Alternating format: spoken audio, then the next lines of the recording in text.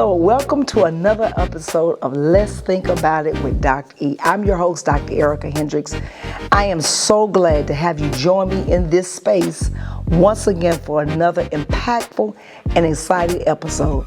But before we go any further, I need for you to go right now. I need for you to like, share, go to YouTube and subscribe if you have not, so you can get the latest content that drops for me.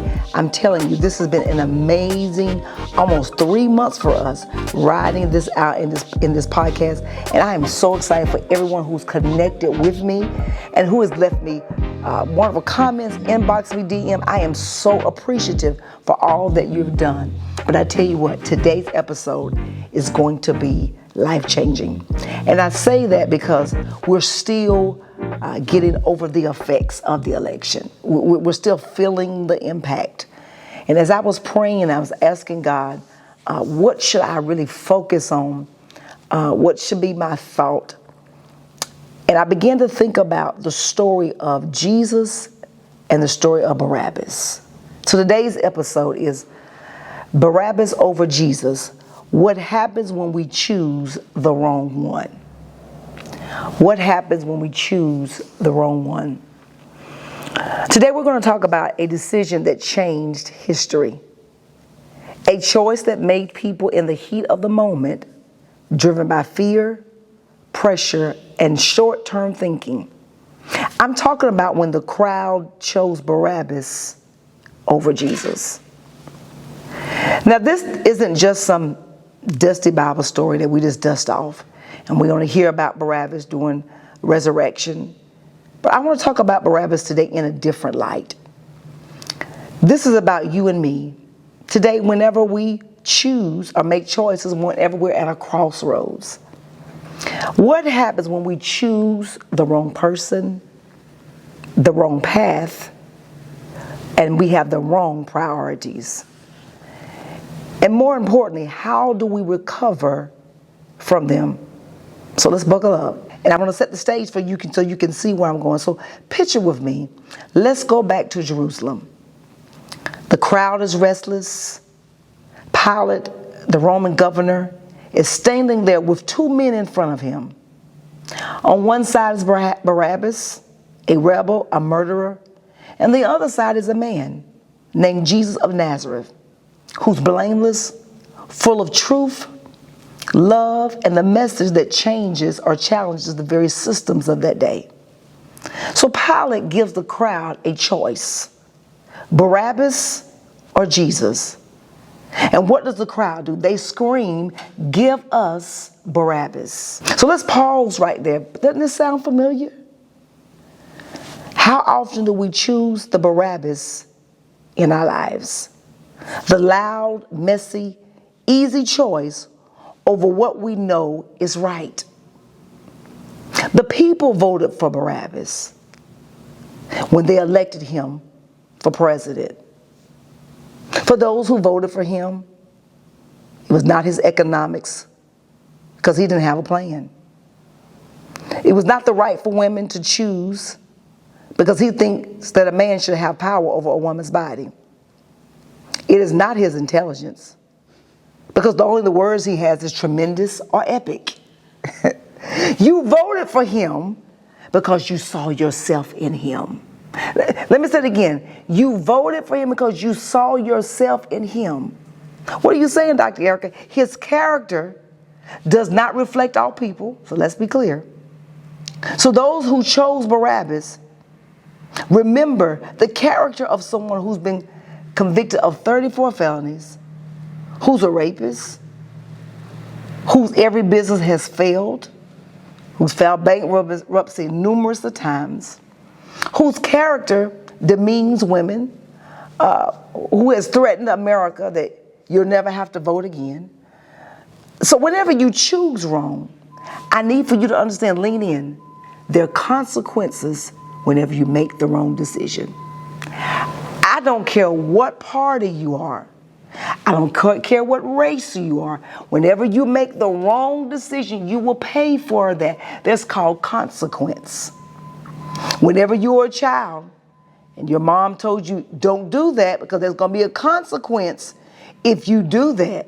If you go to school and act out, The consequence when you get home is going to be punishment.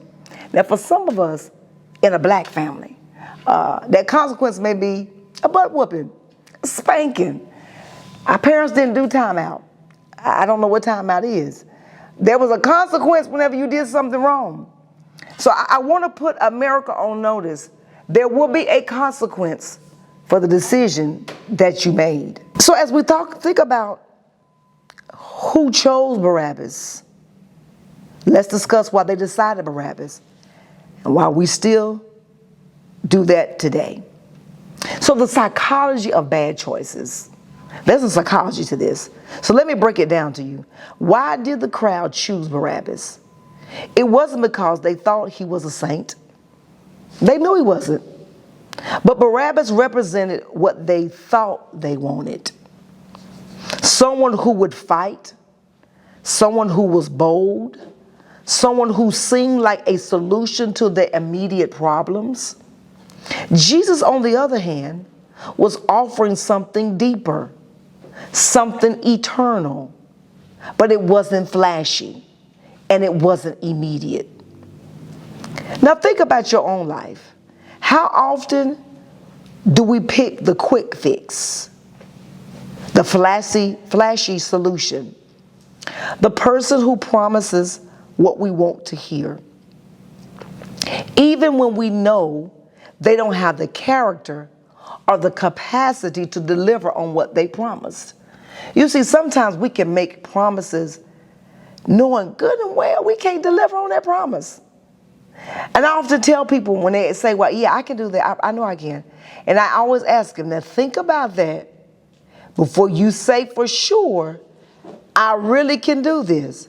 Because once you make a promise to someone that you're going to be able to deliver on something you said you could do, your word is your bond. And whenever you cannot deliver, people are going to hold you to your word. So what happens when you can't deliver? It tarnishes your character. People now look at you and say, are you reliable? Can I really stand on your word? Is your word truly your bond? You see, whenever you make a decision, I want you to make sure you have the capacity to deliver on what you promised. So now this isn't just about politics or relationship. This is about life. It's about the jobs we take, the people we surround ourselves with, even the habits we choose to indulge in. The wrong choice, listen to this, might feel good in the moment, but it can lead to consequences that ripple out farther than we can see. You see, your vote right now looks as if we have made the right decision. But if you take a look at 4 years, now, let's look 6 months. I didn't even give us 4 years. 6 months from now, the America that you know now is going to look a whole lot different. I just had a conversation with someone just today. Do you realize the world is laughing at America? Because they're looking at the fact, do they realize what they just did to themselves? You chose a person who does not represent all of America. Now, I will say that the people that voted for him, you think that you're sitting pretty and you think it's going to work in your favor. But I believe that some of you are going to look around and you're going to find out that my decision wasn't right.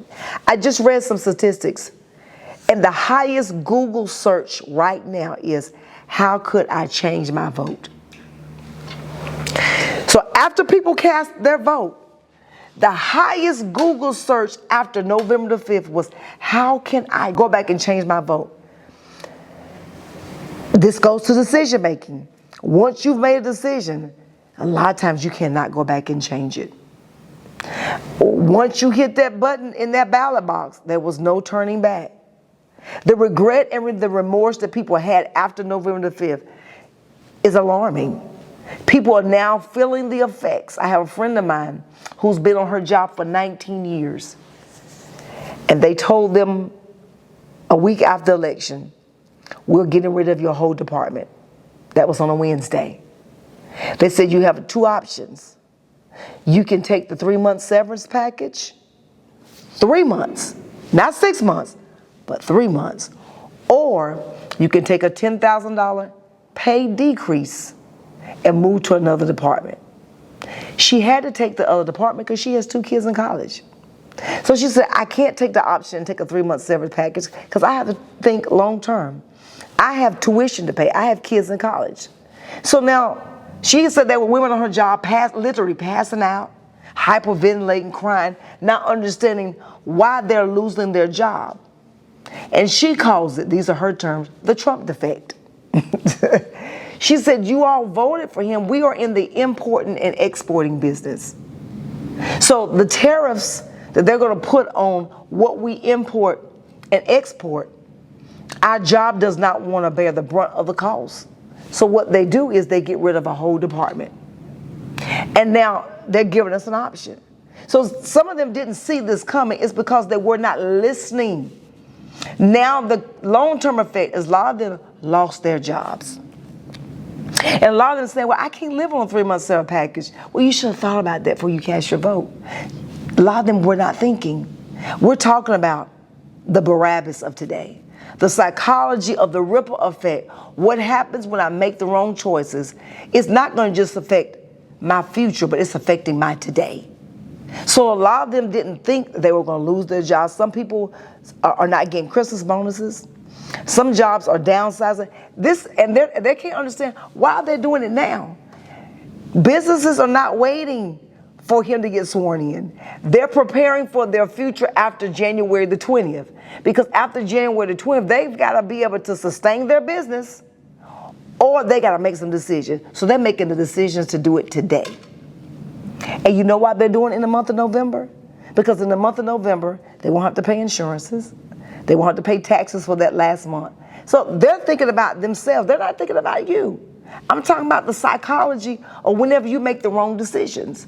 So whenever you're going to buy a house, buy a car, apply for a new job, you got to think long term. You cannot think for right now. I don't understand people who say, I'm going to go out.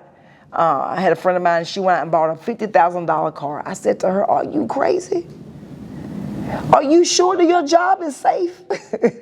She said, oh yeah, I'm sure. I said, are you sure? Because right now, I wouldn't make no big time purchases right now in the season of uncertainty, because we don't know how this is going to flow. So you really need to think about, what is your decision for today? How will it affect my tomorrow? Secondly, there's a cost to choosing wrong. So here's the thing about choosing Barabbas.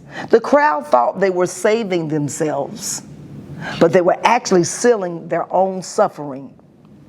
Barabbas wasn't going to get them free. He was going to cause them more chaos and more pain. And Jesus, he went to the cross for them all, even Barabbas. You said even Trump? Even Trump. He's not professing salvation. But guess what? If he makes the choice to make Jesus his choice, Jesus died for him.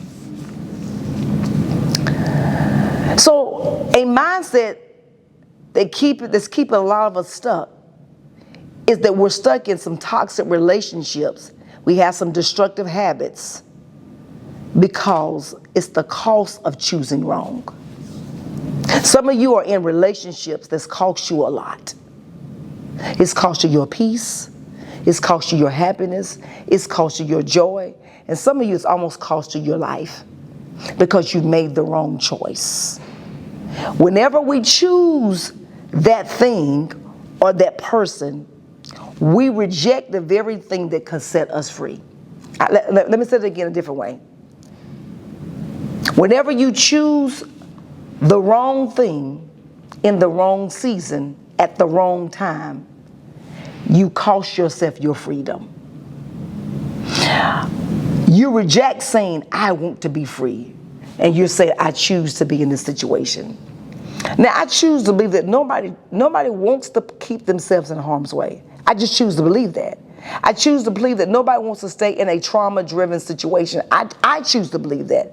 But sometimes we make the wrong decisions and we don't know how to get out of it. because we feel like we're stuck. We feel like if I get out of, I make the wrong move, then it could cost me my life, my job, my house, my car. But can I tell you something? I will walk away from that very thing that's going to choose me all that to be free of something than to wake up to that traumatic, toxic relationship because I'm thinking about the moment. A friend of mine, she recently got a divorce, and she said, Erica, my biggest fear is starting over. And I told her that should be your greatest joy. So now you get to choose your own happiness. You get to choose what you do with your life from this point forward. Yeah, I know that you wanted so bad to hold on to that marriage, but it just didn't work. So now what I need for you to do is go to therapy, because I need for you to deal with that trauma. But then I need for you to choose, what are you going to do now with your life? You have an opportunity to start over with a fresh new start. And now you can say, God, she said, Erica, now I'm not looking for a relationship. I said, well, that's good. Now think about what you're going to do with your life. How are you going to start over with your life? Now you got to rethink. You were in a marriage for 18 years. So for 18 years, you were a wife. Now, what are you going to do about being a single person again? Now you got to think about your identity. Rediscover who you are. So whenever you choose wrong, it's about a discovery process. Because when you get out of that bondage, now you got to find out who you are. What is your voice? Who are you? But here's the good news. Jesus still chose the cross for everybody. Even when you've picked the wrong thing or messed up, there's still grace. There's still a way back. And there's a way back, sometimes with a cost. There's a way back with the grace and the peace of God. So the ripple effect of choices. So let's think about that ripple effect.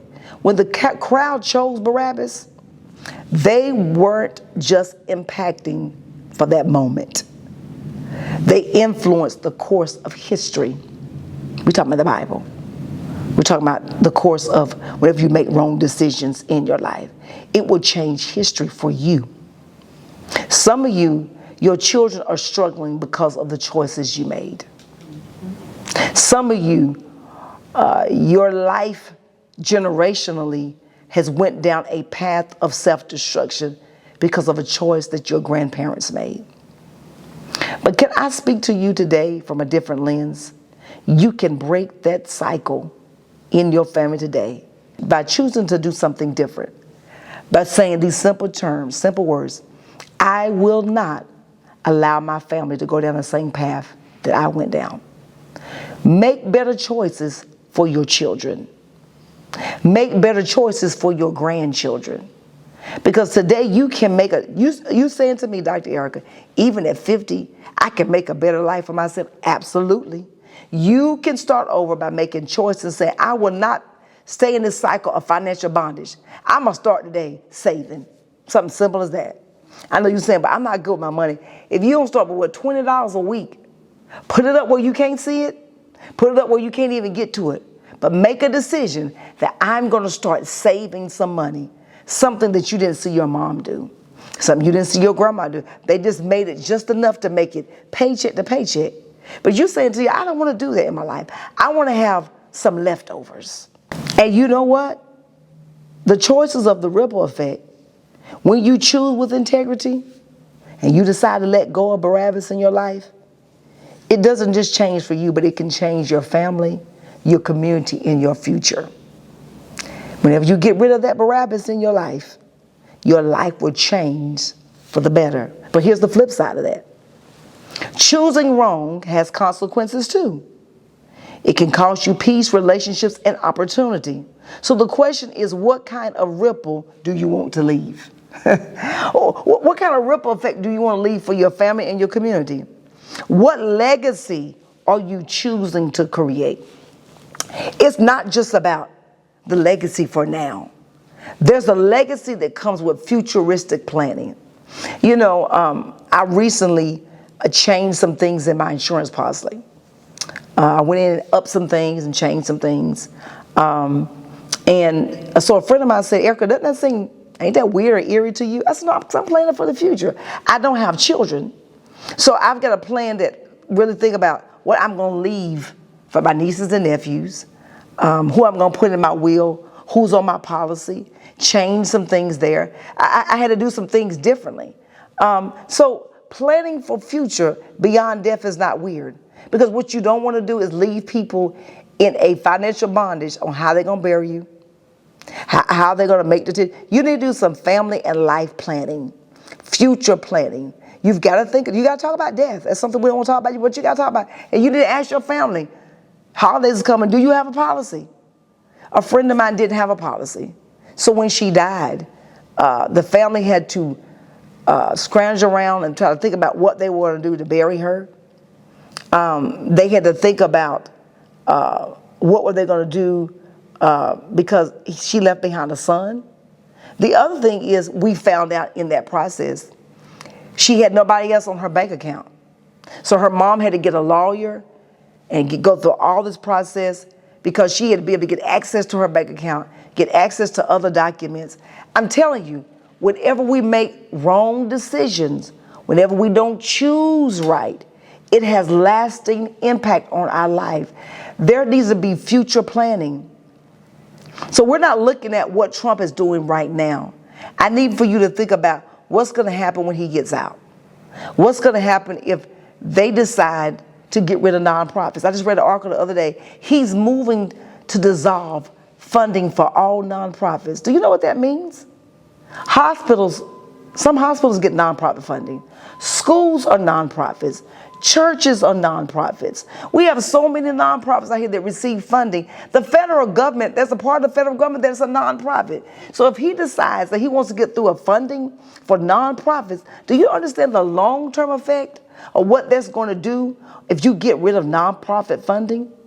It affects not just right now, but when we're talking about long-term, there is a cost to choosing wrong. There is a ripple effect to choosing wrong. Your life and my life can cost us our future whenever we choose wrong. So I need for you to think about, what in my life do I need to change right now? The people asked for Barabbas when they could have chose a savior, someone that could give them freedom, someone that can give them access, someone that can open doors to them, but they chose someone that they thought could help them. Barabbas was not in this life for them. He was already in prison for murder. He was already in prison because he was selfish. He was already doing a life sentence because of the choices he made. I told somebody the other day, the choices that we're about to face through President-elect Trump are not only going to affect Black America, but they're going to affect white America, Latino Americans, Asian Americans. All nationalities will be affected by the choices that he made. So now, the question that I ask you all today is, what are you going to do? What are you going to do when it comes to choices for your life? Are you going to make smart decisions? Or are you going to sit back and say, hey, she didn't win, so I ain't going to do nothing? No, no, no. We don't have an option this go around not to do anything. We've got to do something. So this is what I leave you with. The next time you're standing at the crossroads and the world is shouting at you to pick Barabbas, to take the easy way out, to follow the crowd, and to settle for less, I need for you to pause and ask yourself, is this choice, does it align with what I'm called to do? Is it aligned on where I'm going? Is it aligned with my future? And do I see myself in this same place 4 years from now? Think about it. Is this the choice reflective of my faith, my values, and my purpose? I need for you to think about those three things. Your decisions affect your faith, your decisions affect your values, and your decisions affect your purpose. Jesus didn't just die for the crowd that chose Barabbas. He died for you and I. And that means you have the grace to choose differently, to choose better, and to choose life. Let me say it again. He didn't just die just for you and I, but that means he chose to die for those even who hated him, even those who put him on the cross. He even died for the two sinners on the left and the right of him. He said, today you will be with me in paradise. He could have very well said, no, they're going to hell. I'm going to let them go off where they're going. I'm going to do mine. I'm going to do me. But Jesus didn't do that. He said, I'm going to choose that they may have life and life more abundantly. He died that we may have grace.